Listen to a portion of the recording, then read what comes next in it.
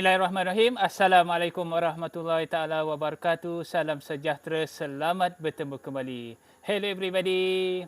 Baik, pada siaran video ini saya akan buat satu perkongsian iaitu review mengasah mata pisau mesin rumput menggunakan grinding metal yang dibeli dari kedai Mr. DIY.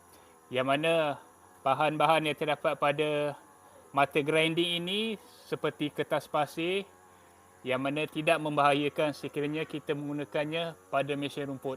Mari kita sama-sama saksikan bagaimanakah hasilnya.